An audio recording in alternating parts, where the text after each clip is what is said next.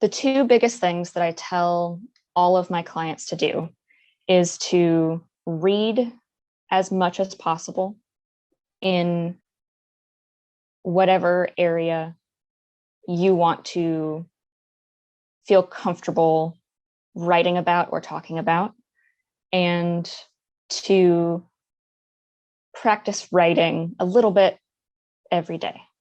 What's going on, guys? It's Yahavy, David St. Clair Speaks, and you are now tuned in to the St. Clair Speaks Show.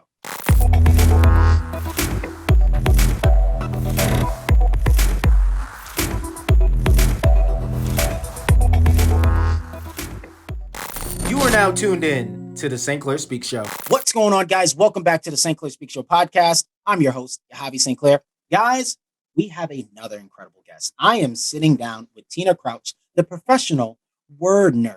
And for those of you that don't know, she's also an author of 8 Steps for Interview Prep, and she's also the founder of Tina Teaches English. Super excited for this interview, mainly because of what's been going on in the entire world.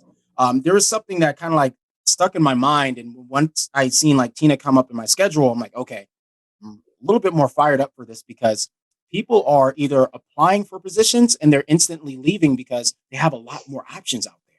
And for that, I think this is going to be one of those, okay, like this is some things that I can look for. But super excited. Tina, I want to welcome you onto the St. Clair Speaks Show podcast. Please give our listeners a 3 to 5 minute introduction on yourself, your brand, your business, and all of the amazing things that you're doing within your industry. Hi, sure. Yeah. Thanks for having me today. And yes, I do describe myself as a word nerd. So I have always been interested in words and English and language. My mom took me to the local library like every week, and I always hid a flashlight under my covers at night when my parents thought I was asleep and would keep reading. And so I always hoped I would be able to work with words and language somehow whenever I started my career. And I ended up becoming a English coach. And so that was, I had a little bit of a roundabout way to get here.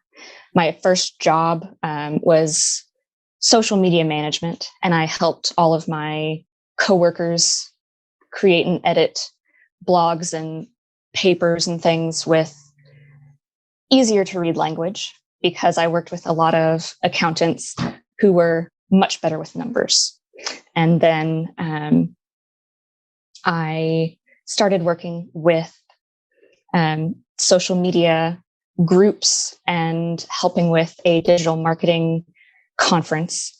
And all of that just kind of led me through different copywriting and marketing gigs and things. And I thought I had found my dream job when I started writing full-time in the travel industry. I love travel. After I graduated from university, I had an internship in London abroad, and I started learning Italian for fun. And so all of that language and word stuff was just my entire day. But then the pandemic hit, and because the company I was working with had activities all over the world, I was actually laid off in February 2020. So even earlier than a lot of the people here in the US. And so because of my language learning hobby, I knew that I could probably make a few bucks until, the 2 months of the pandemic dies down, which is what we thought in the beginning, right? And so I started an account on a language teacher marketplace and started helping non-native English speakers with just conversation practice. But because I have a business degree, and I mentioned that on my profile, and the fact that I was a professional writer and social media manager, I kind of fell into the direction that I ended up just running with. And people started coming to me specifically for interview preparation and business English. And they could hold a casual conversation, but they wanted to know how to sound professional, how to answer interview questions, how to talk about themselves in a way that wasn't, hi, my name is this, I'm from this city. In my free time, I like to do these hobbies. And so I realized after a few months, when the pandemic was still, there was no end in sight, still kind of iffy, yes, but I realized how much I really enjoyed it. I was getting to know my clients from all over the world. I think I only had 2 or 3 clients that were living in the US. Everybody else was in Europe, Russia, Asia, a few from South America. And so my clients needed a lot of practical tips and things, but also some motivational help. And so I just really, really enjoyed that. And so I started Tina Teaches English from there and wanted to expand it to be my full time.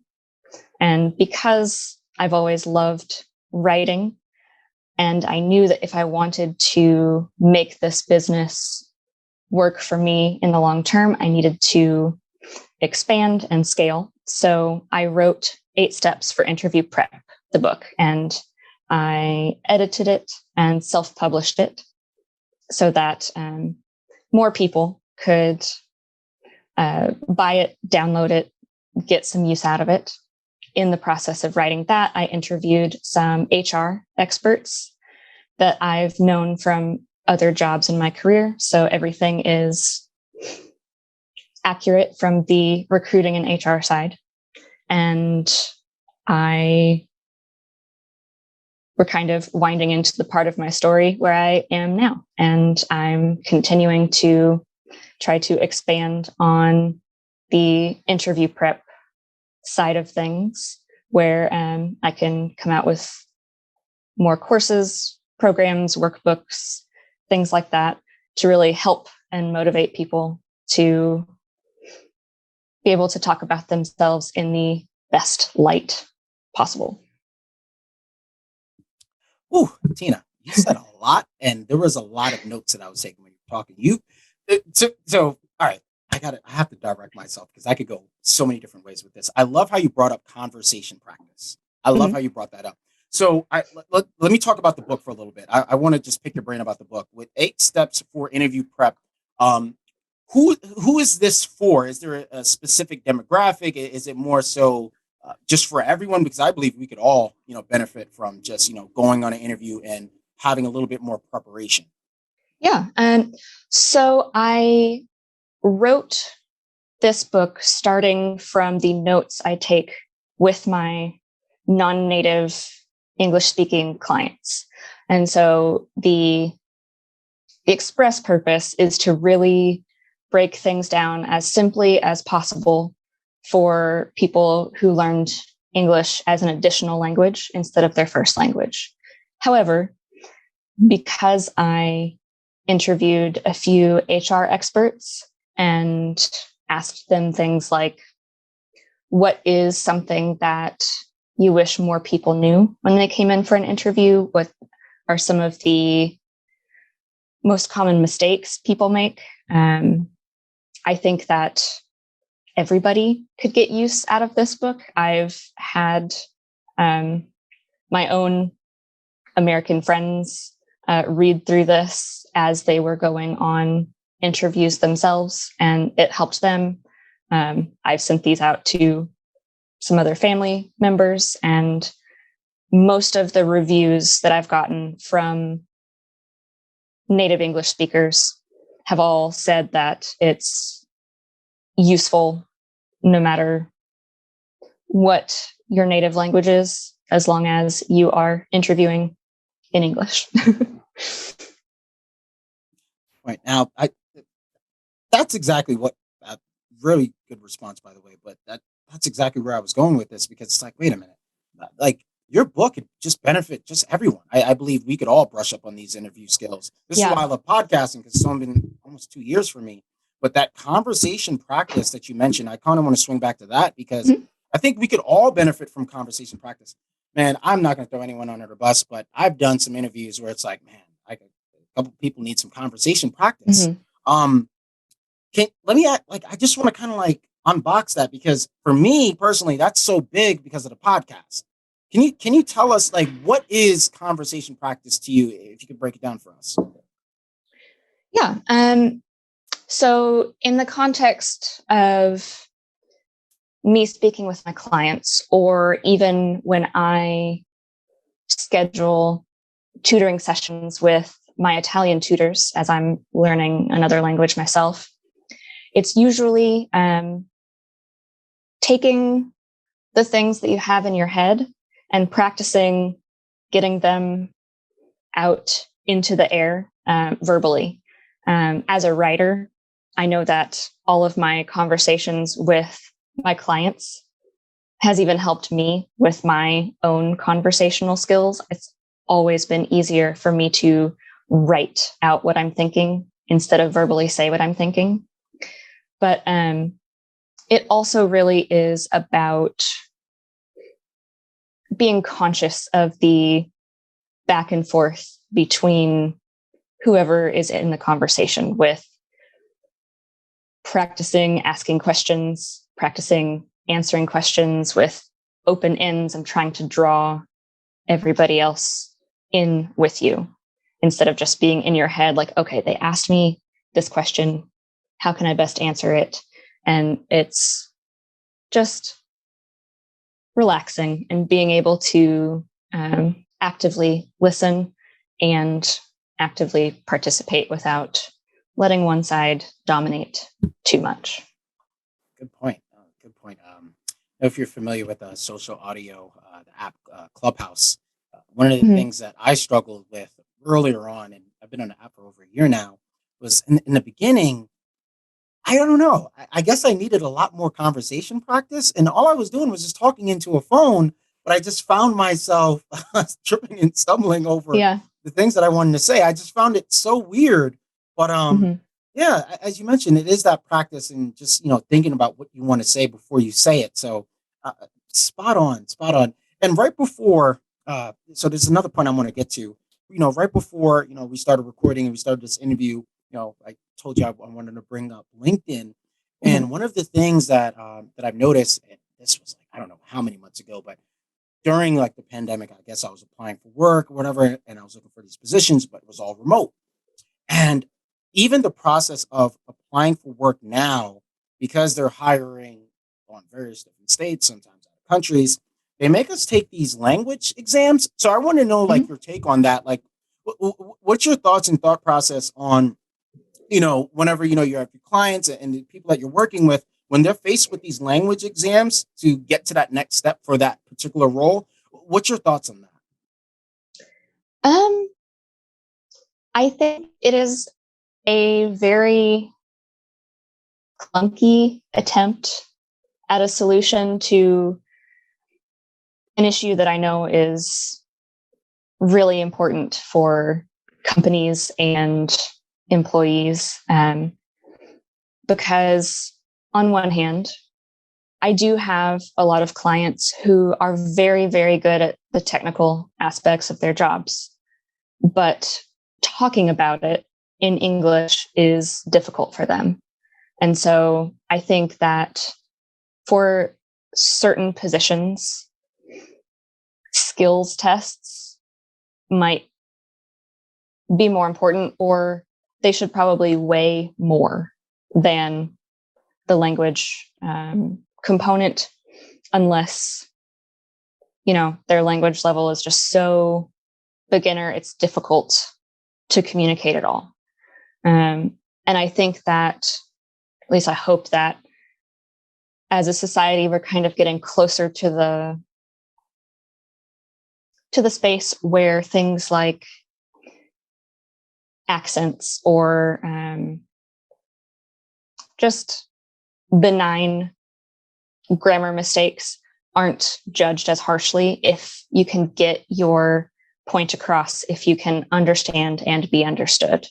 But I do think it's just a very clunky attempt at a solution. I think that having a conversation with a person is definitely a more accurate test of communication level.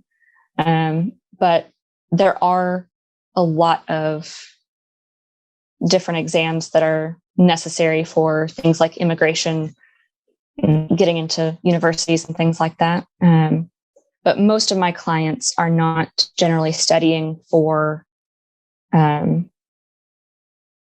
like the official language tests. So it's more of, well, you probably won't need to talk about this. So even though it is a kind of important grammar point, let's just focus on how you can talk about your skills, talk around maybe vocabulary that you might not be comfortable using, things like that. I think the language tests, if they're just online, clicking through a list of things, not super accurate. All good points, too. I mean, especially if you're applying for a position where it doesn't even require you to speak to people over the phone and you have an accent, I just think that's irrelevant. But you're spot on with the grammar and things of that nature. What I did want to mention was just with everything that I do, my entire team's overseas. My entire team's from the Philippines. So speaking of past experiences, I've had a lot of, I've had people come on my team and there was a huge language barrier. And like, I had to kind of like think of a way to fill that gap.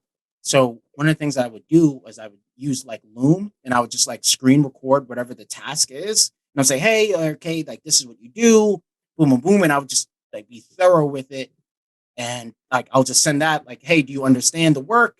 In most cases they do. In some cases where they don't, it's like, man, like I really want you on my team. But it's like, for me, it's like, man, I've had, Tina, I don't want to go down that rabbit hole. But yeah, I mean, that's something I kind of like picked up from my mentor a couple of years ago, just hiring overseas because, if it fits your budget, no problem. But that's kind of like, it's been a gap. Now I'm not experiencing that issue because I know what to look for and I know how to kind of like break that barrier down. And a lot of people that I've hired from overseas, like they work for people in the US, whether it's through Upwork or Fiverr, one of these freelancing platforms. It's been good. It's been a really good asset. But at times where it's like there's a language barrier, it's like I don't. What's the word I'm trying to say? Like I don't want to say shame is definitely not the word, but I don't hold that against you is what I'm trying to say. I don't, right. It's totally fine. Totally understandable. But that kind of like falls on me too. So I take accountability for that. So I don't put that on them like, hey, okay, you don't have the right English or you don't firmly understand it. It's okay, this is where you're at. That's totally fine. But if the task is really simple and you get it done, hey, okay, that's totally fine. Thank you for streaming this episode of the St. Clair Speaks Show podcast. Don't forget to visit StclairSpeaks.com and order your copy of my first book, Sweats to Suits, available now in Kindle and paperback edition. If you want to be my next guest, or my next guest, give me a referral, and I will sponsor your business in an ad segment just like this. Visit StclairSpeaks.com and learn more about the St. Clair Speaks Show podcast proposal. It's that time. So I wanted to ask you this. What are some common industry challenges that you see come up time and time again? Like, oh, why is this happening? Industry challenges. So you're thinking about like within my industry, the coaching industry, or HR? I would say in the coaching, but yeah, in the coaching industry of what you do in terms of just like teaching people English and things of that nature. There are several different ways I think I could take that. Usually what I see is whenever I'm coaching a client is people don't give themselves enough credit, and that holds them back for their language abilities or for their professional abilities. And I've seen that a lot with, as a social media manager, I've advised people about their LinkedIn profiles and things like that. People see other professionals who are really good at selling their skills and marketing themselves, and people like me who are good with choosing words that put what you do in the best light. And they're like, oh, well, I'm not that. I wouldn't say that about myself. And so they don't reach as far as they could, or they don't go after as many opportunities as they could. They kind of hold back. And so people either have that kind of mindset, or they are almost overconfident about their technical skills being able to compensate for every single language barrier they could have. And so a lot of it is trying to find a happy medium between you're good enough at this and you should go after it, because a little bit of work on the back end of this process will get you up to speed, and maybe we should pull back and go back to a few basics. And I'm sure that spectrum is common around a lot of different coaching industries. I want to ask you this, because you kind of like brought this up in passing. You mentioned copywriting, etc. And you also mentioned grammar. I had a conversation with my brother-in-law. This was a couple months ago, and just in conversation in passing, he's like, "Yeah, I'm thinking about going back to school. Brushing up on my grammar, like those little things." Can you tell us, is it necessary, even if English is your first language? Because you're studying, as you mentioned, you're studying Italian right now, and you're always learning. You're always learning, which is great. What would your recommendation be for everyone that speaks English as a first language to brush up on the little things in terms of just grammar and writing too, especially on LinkedIn? You don't want to have a whole bunch of errors out there when you post. Yeah. I will say that even though I've been pretty much a professional writer, whether it's just social media posts or blogs or anything like that from the time I graduated,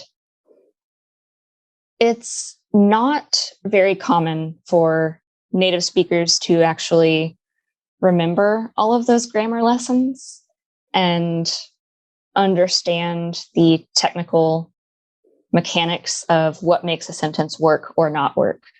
Because for years, when I edited somebody else's work or my own work, I would go, that sounds awkward. I don't know why, but I'm going to change this. Or, no, that sounds right. I'm not sure why, but it sounds right. And it was just the subconscious pattern recognition. And when I got more and more English coaching clients, I did a short teaching English as a foreign language online course. And it was just a grammar refresher, basically. And so then I could actually describe why something felt right or wrong to me when I couldn't before. But the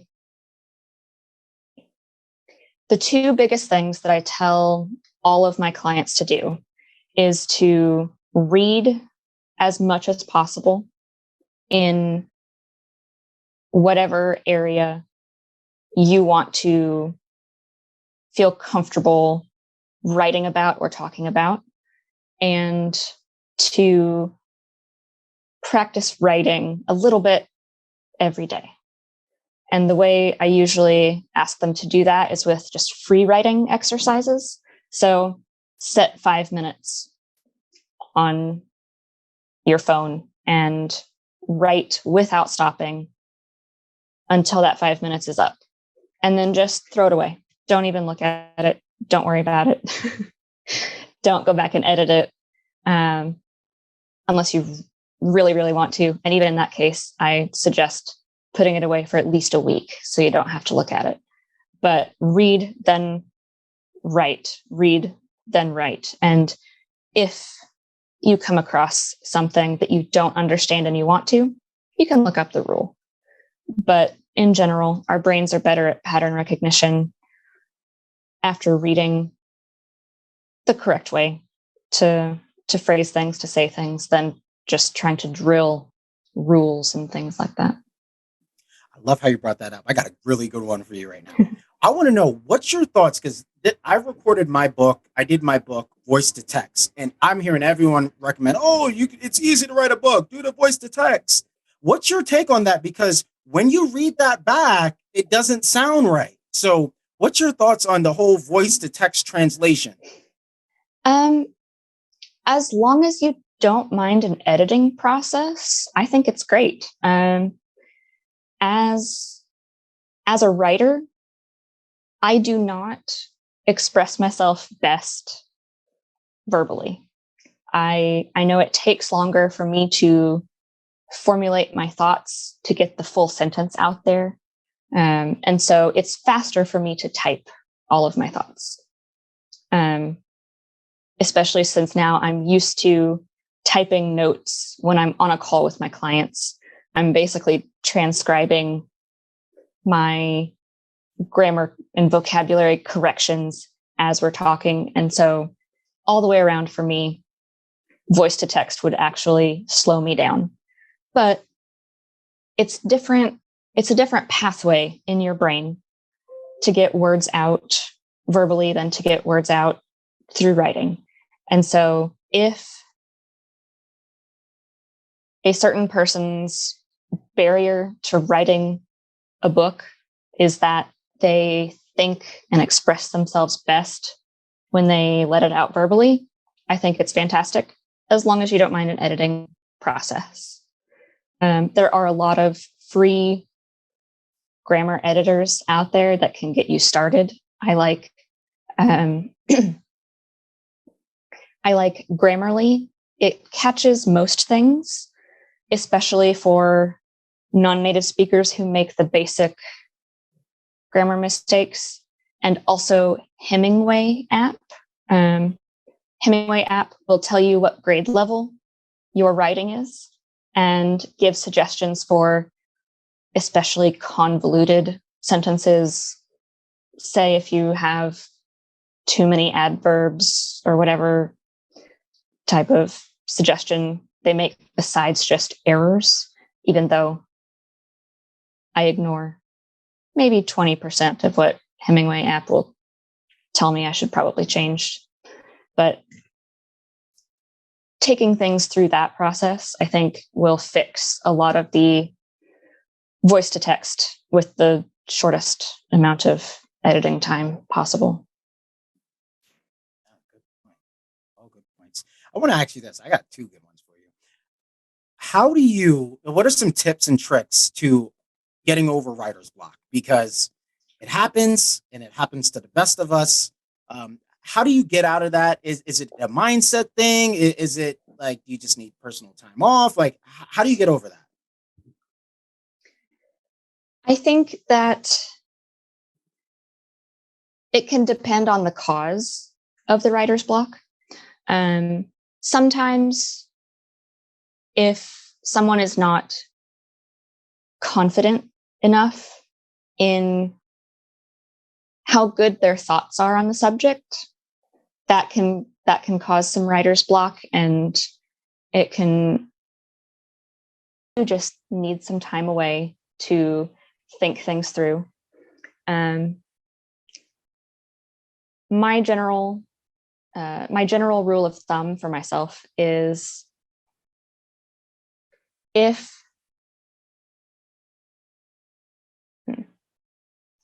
I'm just starting a project and I haven't written too much yet and I feel writer's block, it's probably just a mindset thing. I need to come at it from a different direction. I need to push through. I just need to start. And if that means writing in sentence fragments and jumping around, so when it comes to writer's block, it's usually either one of two things. Yeah, you might not have enough confidence about your thoughts and how together they are, or you are getting close to, you've been thinking too long and too hard about something. And so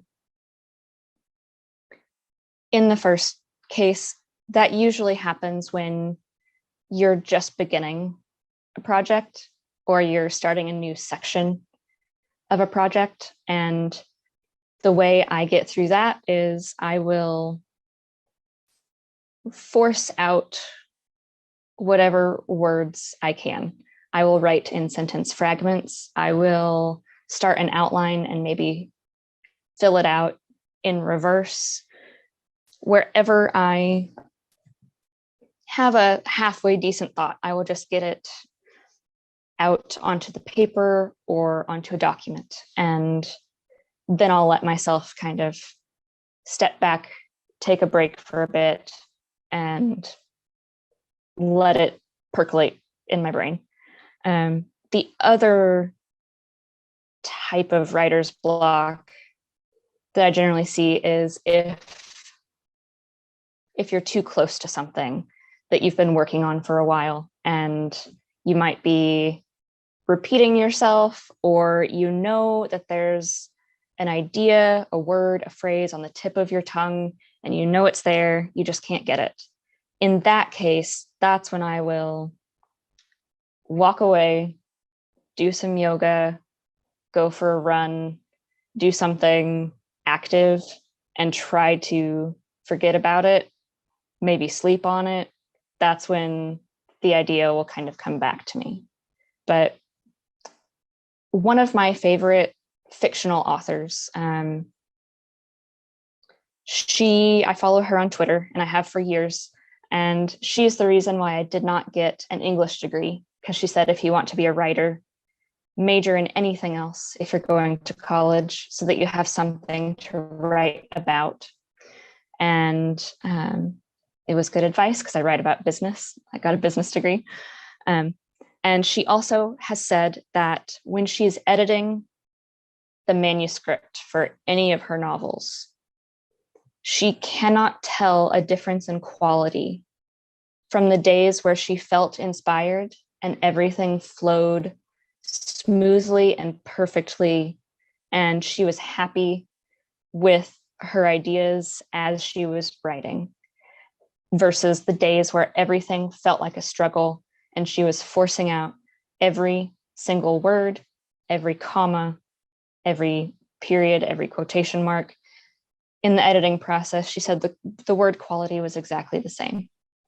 And so it's just a trial and error in your own writing style and mindset, I think, as to, you need to know yourself and know when you should just push through, set a 10-minute timer. I'm going to write without stopping. Just whatever gets onto the page, I'll edit it later, versus I need to take a break so that my brain can just rest and reset so I can get back to it with more energy. I was going to ask you another question, but you kind of like killed two birds with one stone, because I was going to ask you, how do you spark your creativity as a writer? You mentioned yoga, going for a run. All good points. For me, I'm very specific. I'm literally at my best when I have the availability just to get on the train and I sit in the corner seat by the window and I got headphones on. Like, that is my zen. I might do that today. Just inspired me. So with that being said, I want to ask you this. Are there any special projects that you're currently writing and working on that you want to talk about, or releasing this upcoming year? So currently, I am working on developing a group program around my book and the companion workbook. I put together a PDF with basically just prompts and templates for people to use to research the companies they're applying for, figure out how to phrase things about themselves. And so now I am working on just a group program so that I can do weekly calls to answer questions and to, I don't want to say lecture, but to make sure that the material is received in the best way possible. And hopefully after a few of those live rounds, I'll just be able to edit some of the video from that and create just a online go through it anytime at your own pace type course. Nice. Summing up this interview, Tina, tell us, where can we get the book? Where can we follow you? Shout out your website, your social media, and where can we get 8 Steps for Interview Prep? Yes. So 8 Steps for Interview Prep is available on Amazon as well as on my website, tinateachesenglish.com. And my website, tinateachesenglish.com, is also currently the only place you can get the workbook PDF.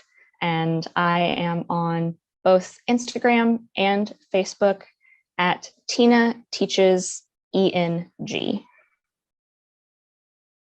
Nice. All right. So with all of that being said, for all of the listeners that was listening to this episode, if you scroll down and you look at the episode description, of course, you're going to see the show notes with the timestamps, but you're also going to see direct links directly to Tina's website, also to her social media, and directly to her book, 8 Steps for Interview Prep.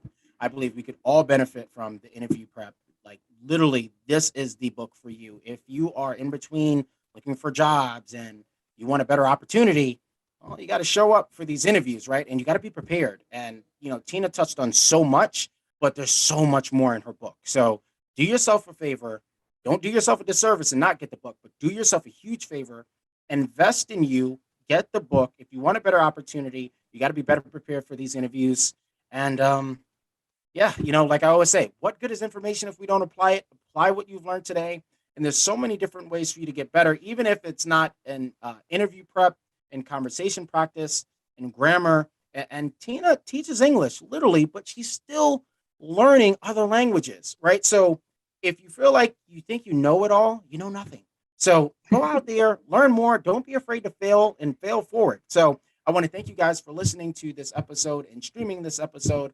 I'll catch you guys in the next one. Don't forget to like, share, and subscribe to the St. Clair Speak Show podcast.